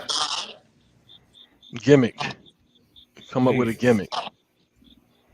I mean, you can't even throw Saquon back there, the quarterback, like they did last year. Yeah. You know? No. But how about that number 1 draft pick? Not that I'm not picking on him. I'm not. But it was pretty horrific out there. You The talking game about for the moves at a Panthers? different- No, for the Chicago Bears. Oh, Yeah. It was a little bit horrific out there. Mm-hmm. You know what they'll say though? Guys. A win is a win. Yeah, he got the win. He did get the win, but at the same time, I was like, ooh. Yeah, that was hard to watch. Yeah. But I think the fans feel like he's the one. You know? Mm-hmm. So yeah. The Titans almost had them in every offense. They did, actually. They did. They had them in every offensive category. Mm-hmm. Except they turned the ball over 3 times. Right. Yeah. I tell you who I was excited for, but he didn't have a really great game either. Was that young kid for the Commodores? What's his name? Jaden Daniels. Commodores. Yeah, I was about to say. Who you talking about? Lionel Richie? Excuse my bad. My bad. The Commanders. The Redskins. Whatever. I'm just gonna keep it real. For the Redskins, the guy Jaden Daniels. I was excited for him, but it didn't pan out exactly the way that I and probably a lot of fans thought it should. But again, it's early on in the season. I think he's going to progress nicely. Matter of fact, dare I say, I think he's going to be more. I think he's going to be better than Caleb. What are your guys' thoughts? Some people. You know what the ironic thing of that game was, man, you talk about comeback player of the year. Mm-hmm. Baker Mayfield looking like. Yeah. That's only for one game, dude. Don't fall but remember, for it. guys, last year, I think he just happened to find a home in Tampa Bay. He threw for 4,000 yards last year. Right. 28 touchdowns. Right. I mean, God, and you know what? The funny thing is, they let him go for Deshaun Watson. Yep. Talk about some irony. That's some real true irony right there. You know what I'm saying? For sure. Yeah. Well, accordingly, Deshaun Watson is whatever he's scoring off the field. And you know what? Speaking busy off the field. Speaking of contracts, this is a dude Watson got a $45 million upfront bonus, $46 million a year contract. Yeah, I heard what's the name got paid pretty handsomely too. Who? The kid you just was talking about, that Daniels kid. Really? Yeah, I heard he got a nice little sign on. He's going to be good though. I agree with that. I believe he's going to be good. Yeah, it's just learning. It's a learning process or whatnot, just to the speed of the NFL as compared to the speed in the NCAA. You know, so I think he's going to be pretty good. I got to ask Bishop this: is this young guy on the Panthers? Is he a bust already? Or you talking about Bryce? You talking about Bryce Young? I can't watch the shit no more, Bishop. Yo, that dude. I mean, sometimes like in some instances you can see like flashes that you know he's got an arm. Right. He's got an arm, but he's just too small. He's just too small. It's like it's. I feel sorry for him. He's just too small, and it's like Doug Flutie small. Yeah, he's 5'10". If that. If that. You know what I think the worst thing that happened to him was being the number 1 pick. You know, they so if he wasn't Alabama, the first, you know. Yeah, so if he wasn't the first overall pick. Yes. He was the #1 pick of the draft. Right. If he wasn't the first pick, guys, I think maybe kind of. I mean, come on, I got to admit, guys, with all pain in my heart, that I gotta watch him because that's our local game. Of course. I can't even watch it no more, man. Right. That'd be like my third click. The Fox game be my third click. I can't watch this shit, man. He threw a pass Sunday. Yo, no lie. Oh, He threw a pass Sunday. Defensive lineman like snatched it. It wasn't even like out of the air. Wow. It was like chest high maybe. like a pitch out. Yeah, he one-handed it. He one-handed it, scooped it up, one-handed it, tucked it in, and like ran. It was like, yo, did that just happen? Yep. That just happened? Right. I was like, wow. Now remember, guys, I moved here, I think right around the time the Panthers drafted Cam Newton. Okay. So I watched Cam Newton's whole career, especially the parts with the Panthers. Right. Even on Cam's worst days, it'd be like Cam throwing left-handed compared to this kid, man. Damn. And it is hard to watch, fellas. And trust me, they're I'm not a Panthers fan, but they're my local team, so I like them. I can't watch them no more. Nah, it's red zone or bust. I gotta watch that team. I want to watch them. No, you don't. Nah, I gotta see how bad you talking about. I gotta see. Don't hurt yourself, man. I gotta see this kid. Kid, man. It's horrible. It's horrible. It's not to mention the team sucks. I mean, right. So yeah, it's pathetic actually. I gotta dedicate one Sunday to watch them. I really do. Just No, like you I have don't. that. No, just to have the experience, bro. I gotta do it. Yeah, they have a joke. They have a running joke here in Charlotte. It was like somebody left 2 Panthers tickets on their dash on game day in their car, and somebody broke into the car and put 2 more tickets on the dashboard. You know what I was thinking though, Bishop. I've never been. That's the only sporting event I've never been to live. Right. Believe it or not, I've never been to a football game. Wow. I was thinking, man, the Panthers tickets shouldn't be that expensive, huh? Well, they are. They are. Oh, God. I said they are. They're not cheap. Oh, wow. They are. I mean, they may not be expensive for long, but it's like when that guy got the team. That when that guy bought the team, he hiked the prices up. Wow. He made it so that But yeah, it's tough, and I see all the people walking around with the Panthers gear on. And all excited or whatever, like after that game, it's just like everybody took like 4 or 5 shots directly to the face. That looked at I was just like, wow. Oh man, that's hilarious. So much hope for the season, and it's just like it was crazy. Yeah. After he threw one of those interceptions, they were trying to encourage him. It's like everybody likes to root for the little guy, It was just like this little guy. No. This not. And they play the Chargers this weekend at home. Wow. Okay. I might check that out. Did anybody happen to see about this one? This Tyreek Hill traffic violation with the cops and whatnot? Oh yeah. Yeah. I don't think they realized who he was. They just saw a young black guy driving a fancy car and decided, let's find out what's going on here. Okay. That's what I think. Is it me or was the guy driving a little fast in that car? Woo.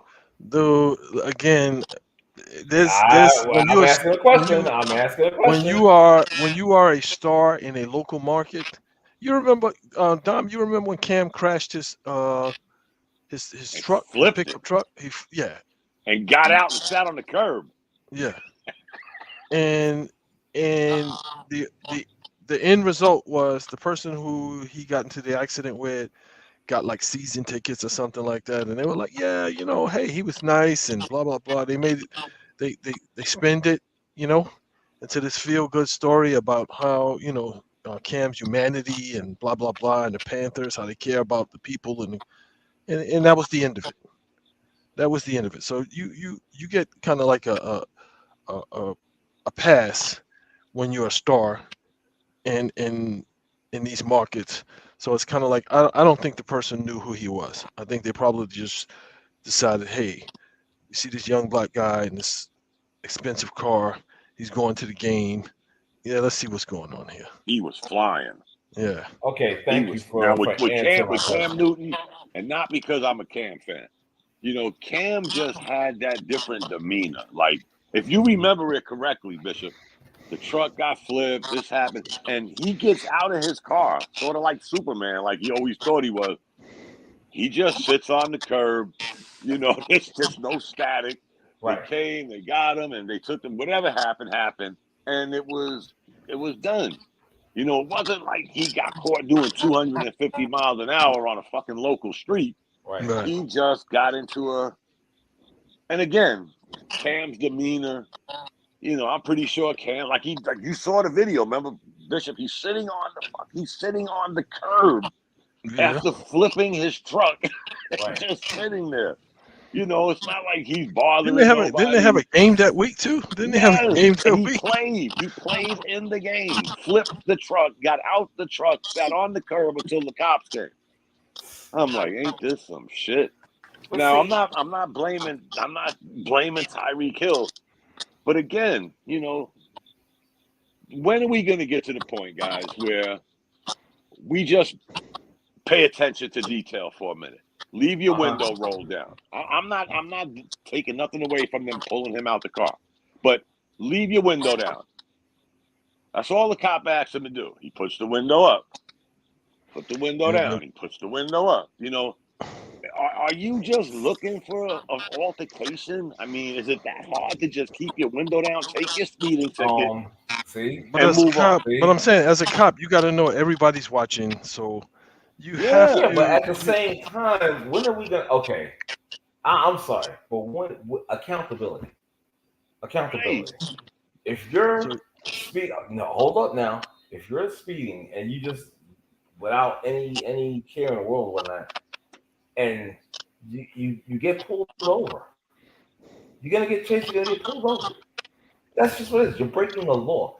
When are we gonna take accountability for our actions? Okay, so give him the ticket and keep it moving. Like what's the escalation for? I'm gonna show him. There goes the problem, Bishop. Not. Let's just stop before he gets out the car. License and registration. Okay. Leave your window down. Just keep your window down. The cops got to see what you're doing. Whatever.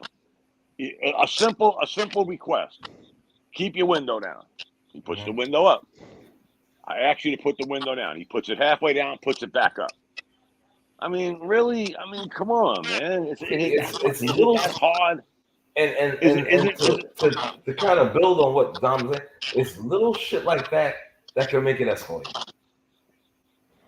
Trey, guys, I-95 in Virginia. Lord forgive me for saying this. I know I was racially profiled. This dude's going to try to tell me I was doing 84 miles an hour. I told y'all the story. 85 miles an hour on an off-ramp. So now you're trying to get me for reckless endangerment. This whole shit. What did I do? I gave him. First of all, when he pulled me over, the first thing he did was he looked across. He didn't look at me. He looked across who was in the passenger seat.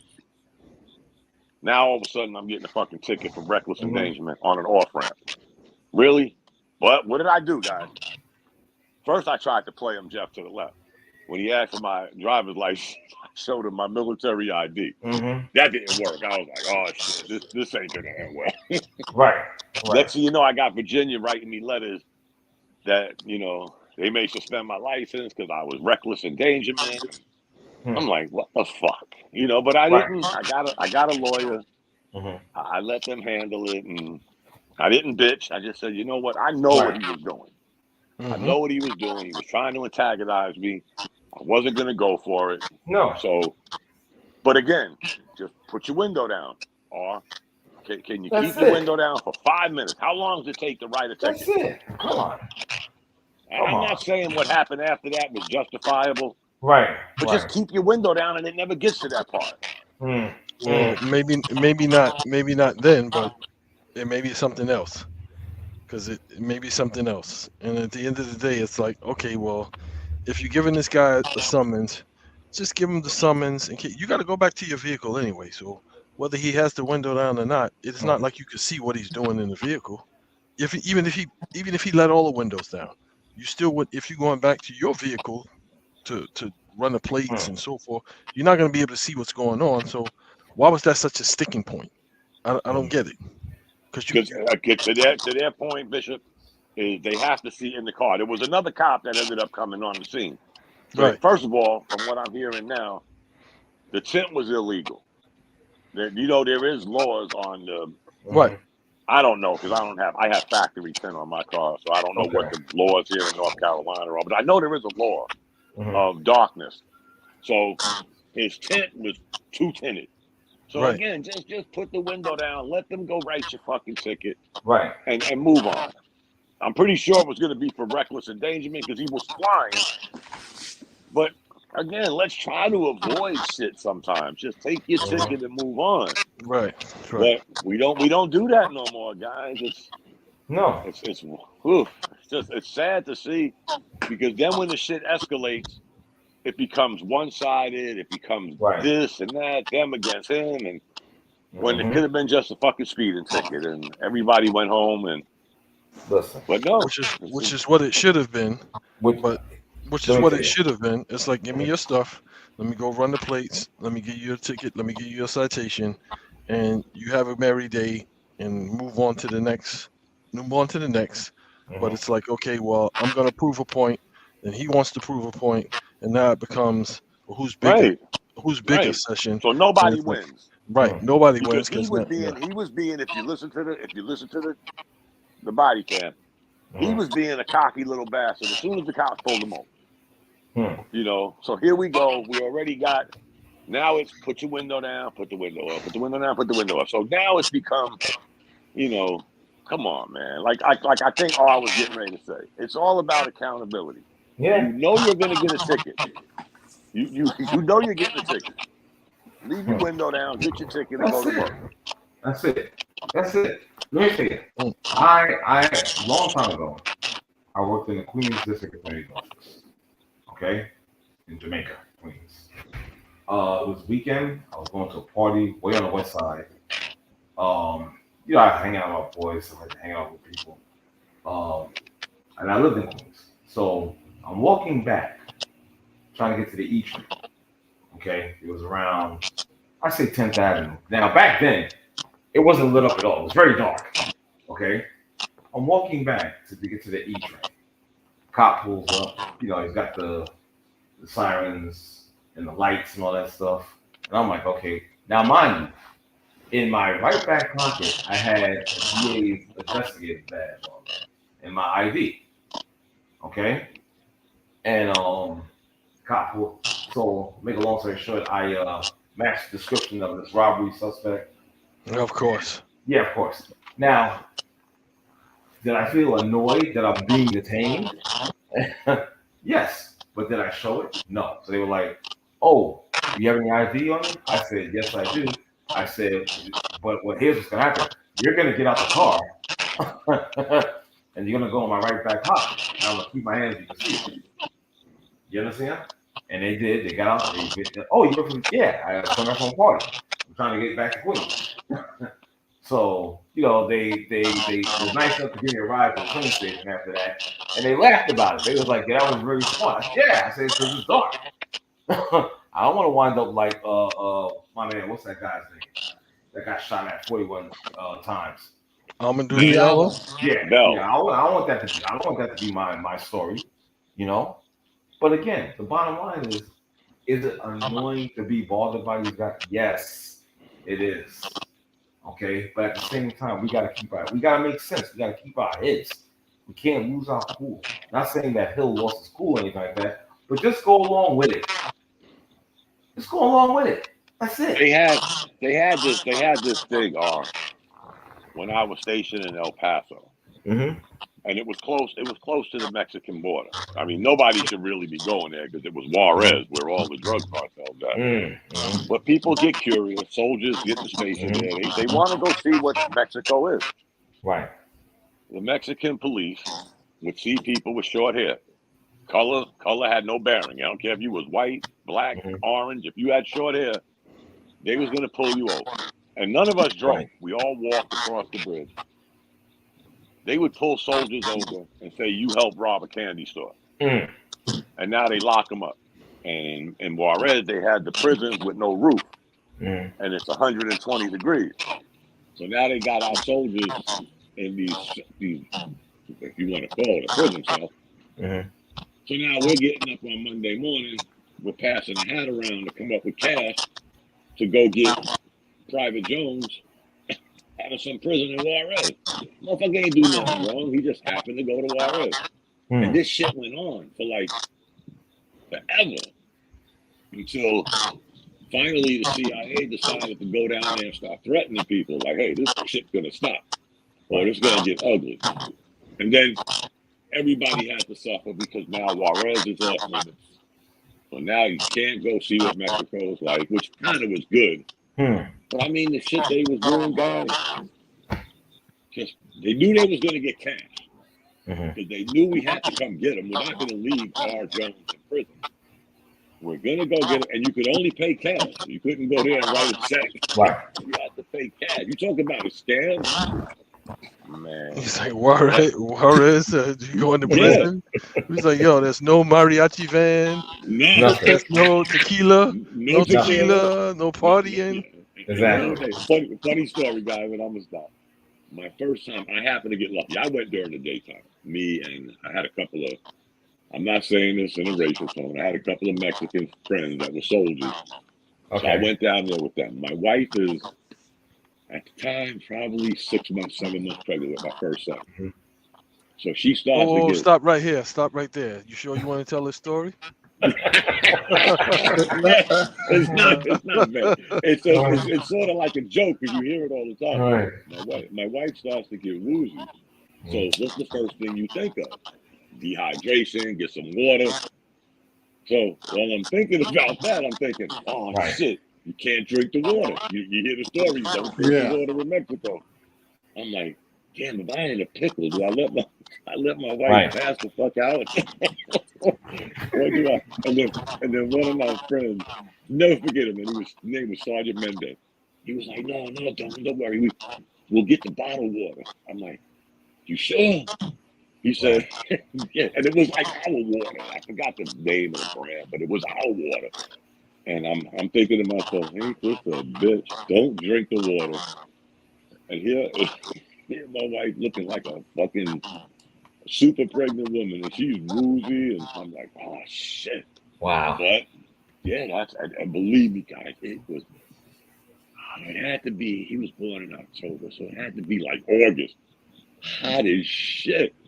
I'm like, I'll never come back to this motherfucker again. And you know what? I ended up going back on a different mission. But yeah, it was. You're right. I don't know if any of y'all ever been. If you haven't been to Juarez, don't go. I've never been, and I don't see myself. I've never been. Yeah, because it's super scary. Because that's where most of the cartel, it's so close to the border between. Yeah, but nobody trying to mess with that. Nobody trying to mess with that. Nah, I'm good. I'm good.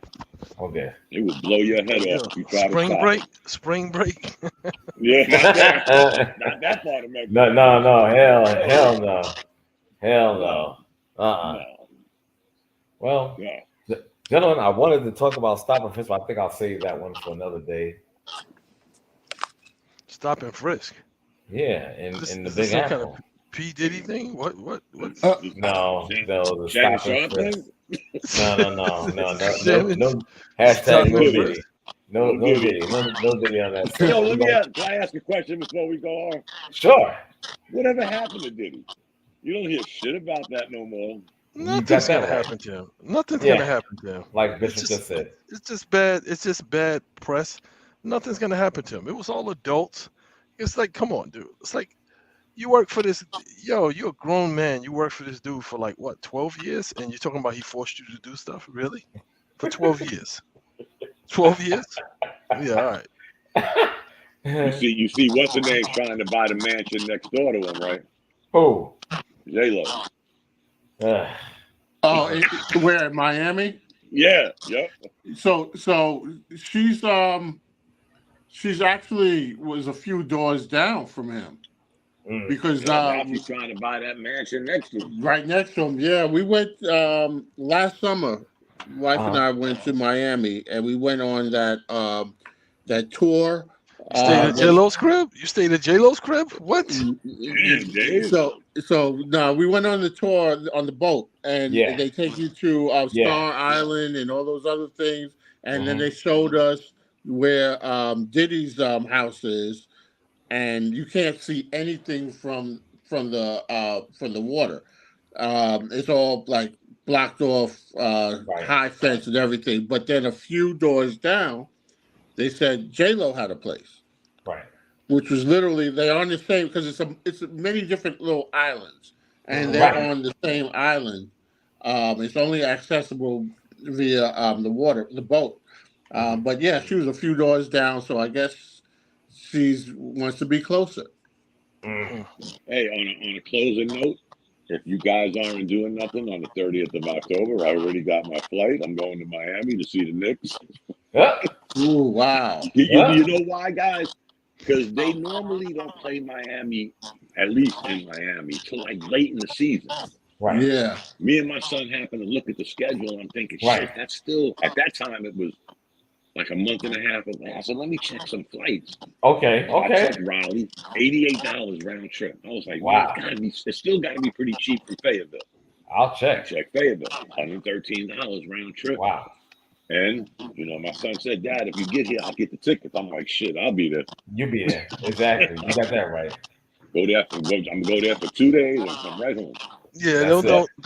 That's not going to be the flight from New York, guys. Sorry. Right, I know. Yeah. JFK, LaGuardia is going to be like $795. No, hey, hold on, guys. Let me tell you.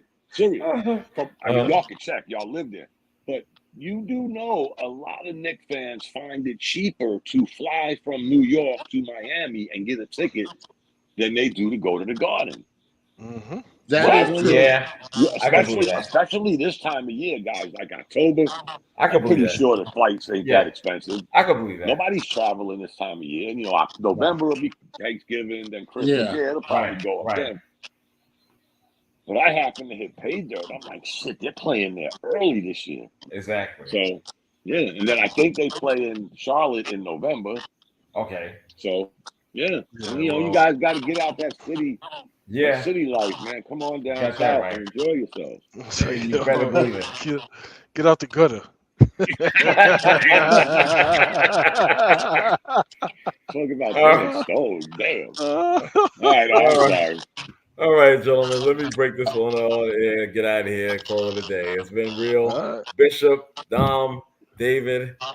We had Roland here for a second, but he, sometimes he mutes himself, so it's all good. Thanks for your support, brother. Whoever that mystery dude is in the background, repeat everybody. That's David. But it's all good. Thanks a lot, Mystery Voice, as well. So y'all have a pleasant evening, and we'll check you next week. All right. Stay safe. Peace.